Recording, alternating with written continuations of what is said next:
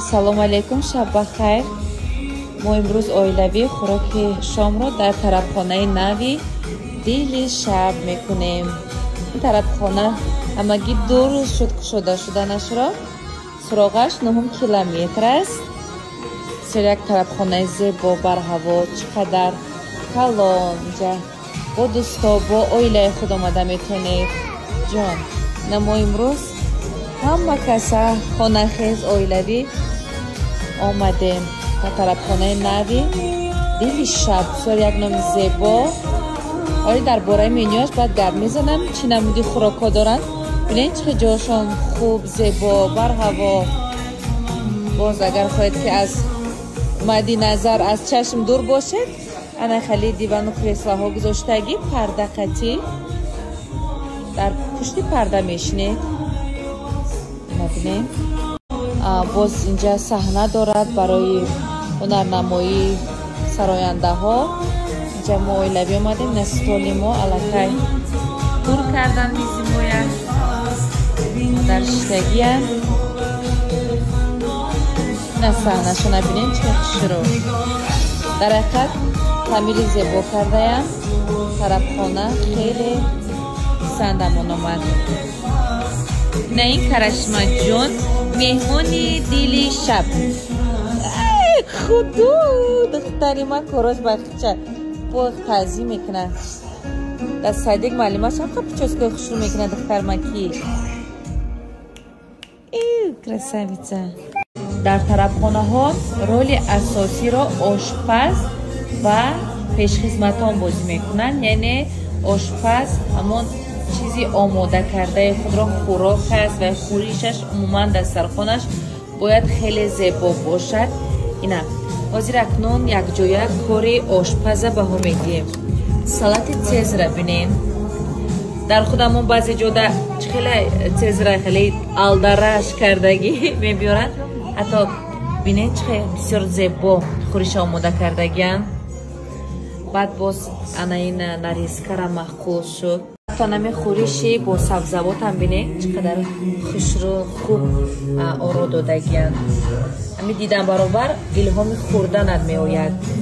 ана ин салата бинед. рости гап номаша намедонам чӣ аҷоибам. аҳсан ва ошпаз яъне повари тарабхонаи дили шаб. ана хел дастархона бинед. албатта илҳоми хӯрданат мебиёяд. ҳатто нами хӯриши бо сабзавотам бинед чӣ қадар хушрӯ хуб оро додагианд. ҳами дидан баробар илҳоми хӯрданат меояд. ана ин салата бинед. рости гап номаша намедонам чӣ аҷоибам. аҳсан ва ошпаз яъне повари тарабхонаи дили шаб. ана хел дастархона бинед. албатта илҳоми хӯрданат мебиёяд. мо аҳсан офарин мегӯем ба ошпази тарабхонаи дили шаб. хуб баъдан кори пешхизматонро мебинем, яъне хизматашона. баъдан боз баҳои онҳоро медиҳем. акнун интизори хӯрок ҳастем. хӯрок фармоиш додем. бо баъдан маззаи хӯрокҳои якҷоя мечашем.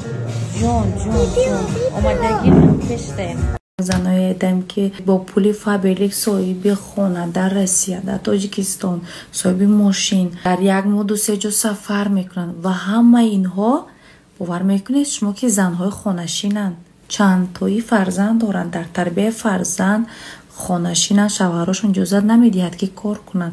در خانه شیشته با واسطه تلفن و اینترنت هر یک این نفرها اول خودشون تنها بودن، بعدن آدم آوردن صاحب کارگر شدن، کارگراشون صاحب کارگر، یعنی ریشهشون پهن شد، یک کمانده کلون شدن. میدونید چی؟ همه اینها در دوام 1 سال انمی قدر دستاوردها را نایل گشتن.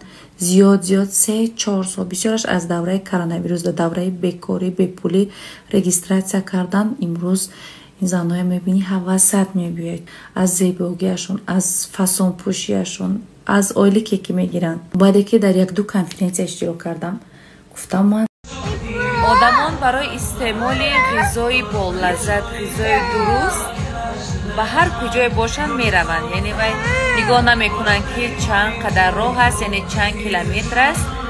مثال گیریم برای چشیدن طبقه با لذت آدمان به شهری سار میروند. برای در فصل بهاران برای چشیدن چغاره میگن، یعنی خاچ و طرفای فخرآباد میروند.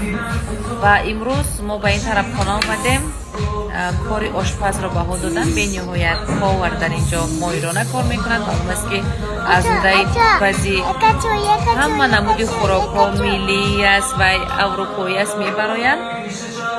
شما نیز میتوانید برای چشیدن خوراک با لذت و طرفخانه دلی شبید که در طرفهای 9 کیلومتر نزدیکی های یاور قرار دارد بیایید.